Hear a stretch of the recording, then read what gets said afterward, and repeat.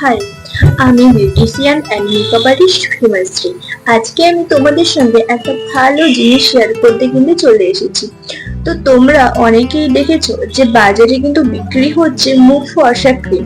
এটা দেখেছি অনেকেই যাদের স্কুল কলেজে পড়ে তারা ব্যবহার করে, কিন্তু এটা কি ব্যবহার করা সত্যি উচিত? অনেকেই জানে না, না জেনে শুনে।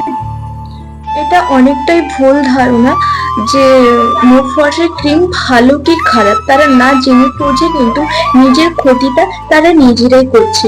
তোমরা জানো এটা ব্যবহার করলে কতটা ক্ষতি হতে পারে আমাদের স্কিন পর্যন্ত, শেষ পর্যন্ত কিন্তু ক্যান্সার সৃষ্টি হতে পারে। যারা এটাকে ব্যবহার করেছে তাদের স্কিনে দেখা যাচ্ছে যে লাল লাল হয়ে গেছে, মুখ রোদে বেড়ালে পুরো লাল হয়ে যাচ্ছে। এটা হচ্ছে কেন? স্কিনে কতটা এফেক্ট। যারা এই মুখ ফসের ক্রিমটাকে ব্যবহার করছে, মুখ ফসের ক্রিমটাকে দেখতে কিরকম হয় তোমরা অবশ্যই থাম্বনেইলে দেখতে পেয়ে গেছো। তো এটা যারা ইউজ করছো তাদেরকে বলছি তোমরা প্লিজ এটাকে ইউজ করো না, নিজের ক্ষতিটা নিজেকে করো না।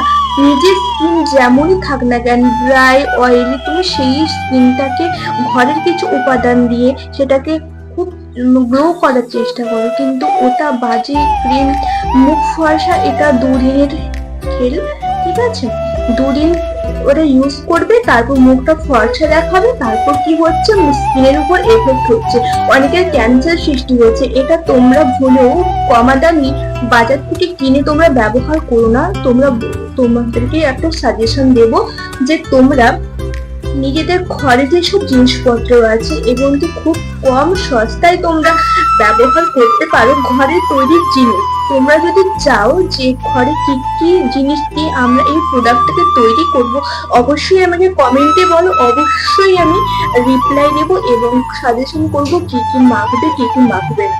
তো আমার চ্যানেলে যারা নতুন আছে ফেসবুক থেকে দেখে থাকলে অবশ্যই এটাকে ফলো করে দিও, আর ইউটিউব থেকে দেখে থাকলে তোমরা প্লিজ চ্যানেলটাকে সাবস্ক্রাইব করে দিও। আর কারো যদি হেল্পফুল হয়ে থাকে অবশ্যই কিন্তু শেয়ার করো কমেন্টের জন্য তোমাদের কেমন লাগলো।